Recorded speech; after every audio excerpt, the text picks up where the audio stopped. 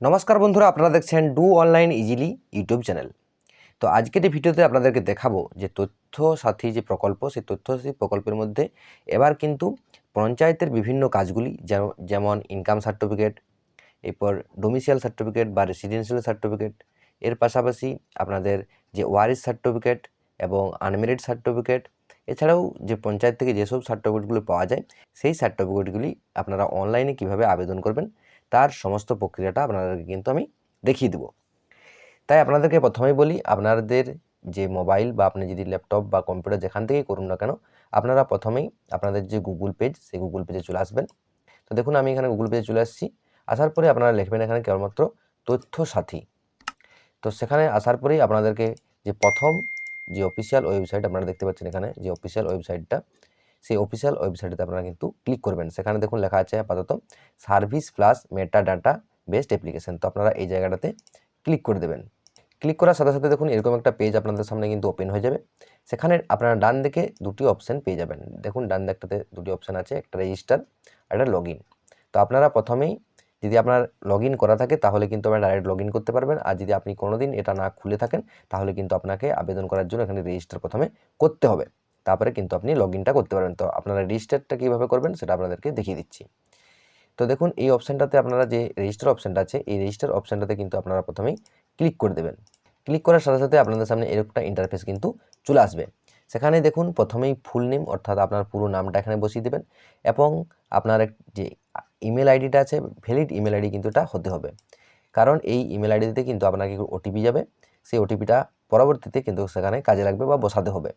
এরপরে আপনার যে মোবাইল নাম্বারটা, সেই মোবাইল নাম্বারটা জায়গাটাতে বসিয়ে দেবেন এবং তারপর দেখুন এখানে পাসওয়ার্ড দেওয়ার একটি জায়গা আছে, অর্থাৎ এই পাসওয়ার্ডটি কিন্তু পরবর্তীতে আপনি যখন লগ ইন করবেন তখন এটা কাজে লাগবে। তো এই পাসওয়ার্ডটি এখানে যে ডিরেকশানটা দেওয়া আছে সেই ডিরেকশান অনুযায়ী কিন্তু আপনাদেরকে এই পাসওয়ার্ডটি তৈরি করতে হবে। দেখুন এখানে একটা ডেমো হিসাবে দেওয়া আছে যে বড় হাতের ADMIN@357, অর্থাৎ আপনারা কিন্তু একটা ক্যাপিটাল লেটার এবং স্মল লেটার এবং একটা স্পেশাল ক্যারেক্টার, তার সাথে কিন্তু নাম্বার, এটা কিন্তু দিতে হবে।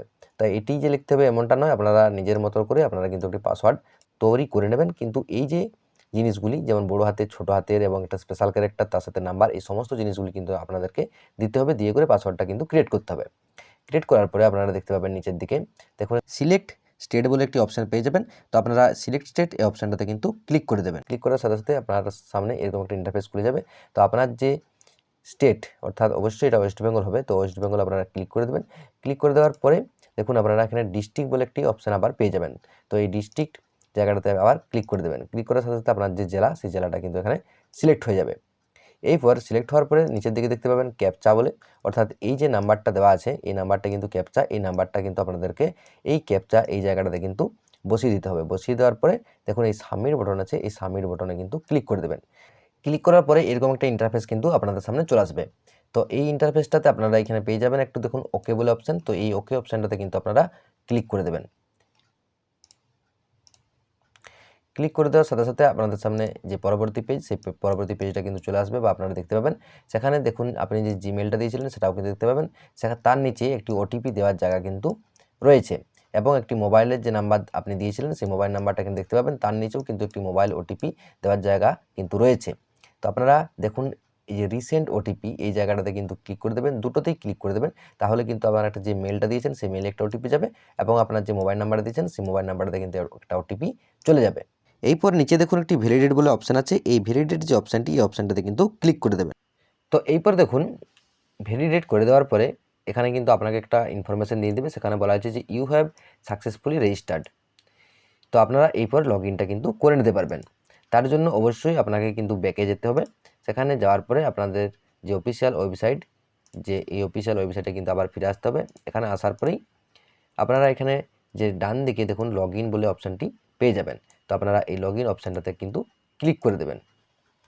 ক্লিক করার সাথে সাথে আপনাদের সামনে এরকম একটি ইন্টারফেস আসবে। সেখানে কিন্তু আপনার লগ ইন যে আইডি, অর্থাৎ আপনার যে মেল আইডি, সেই মেল আইডিটা কিন্তু এখানে দিতে হবে এবং আপনি যে পাসওয়ার্ডটা দিয়েছিলেন সেই পাসওয়ার্ডটা এখানে কিন্তু দিতে হবে। দিয়ে দেওয়ার পরে দেখুন একটি ক্যাপচা কোড আপনারা পেয়ে যাবেন। সেই ক্যাপচা কোডটা দেখতে পাচ্ছেন এখানে, সেই ক্যাপচা কোডটা কিন্তু ডান পাশে এই জায়গাটাতে বসিয়ে দিবেন। বসিয়ে দেওয়ার পরে দেখুন লগ ইন বলে অপশানটা পেয়ে যাবেন, এই লগ ইন অপশানটাতে কিন্তু ক্লিক করে দেবেন। তো দেখুন লগ ইন করার সাথে সাথে আপনাদেরকে এরকম একটা ইন্টারফেস দিয়ে দেবে। দেখুন প্রথমে লেখা আসবে যে ওয়েলকাম টু সার্ভিস প্লাস। তো এখানে আসার পরেই আপনারা কতকগুলি বাঁ দিকে দেখতে পাবেন অপশান পেয়ে যাবেন। সেখানে বাঁ দিকে অপশানগুলির মধ্যে দেখুন 2 নম্বর যে অপশানটা আছে অ্যাপ্লাই ফর সার্ভিস, আপনারা এই জায়গাটাতে ক্লিক করে দেবেন। তো সেখানেই আপনারা যে জিনিসগুলি অ্যাপ্লাই করতে চান সেগুলি আপনারা এখানে দেখতে পাবেন। তো দেখুন আমি এই অ্যাপ্লাই ফর সার্ভিস এই জায়গাটাতে ক্লিক করে দেবো।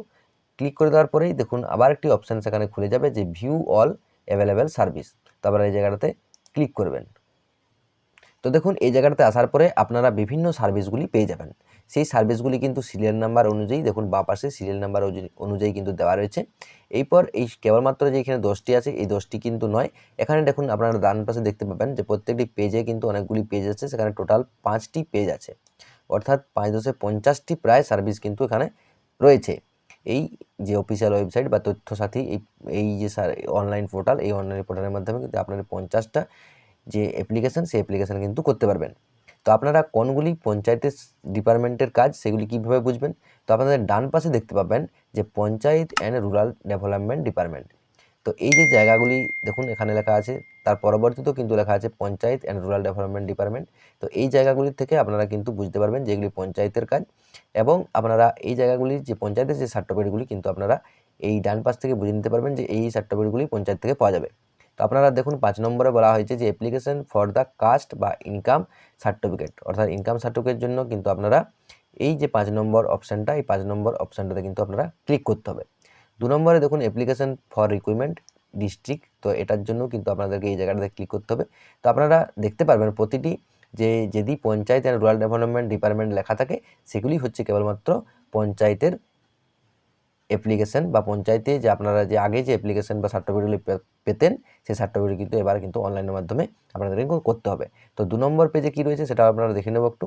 2 নম্বর পেজে আপনারা দেখতে পাবেন, দেখুন এখানে 2 নম্বরে ক্লিক করে দিলাম, সেখানে দেখুন এখানে আছে 14 যে নম্বর যে অপশানটা 14 নম্বর বা সিরিয়াল নাম্বারটা, সেখানে দেখুন বলা হয়েছে যে application for the age certificate, অর্থাৎ বয়সের জন্য যদি কারো সার্টিফিকেট লাগে সেটা কিন্তু এই 14 নম্বর বা জায়গাটাতে কিন্তু ক্লিক করতে হবে। এই জায়গাটাতে দেখুন application for the age certificate, এই জায়গাটাতে কিন্তু আপনাদেরকে ক্লিক করতে হবে। তার পাশে দেখুন লেখা আছে panchayat and rural development department.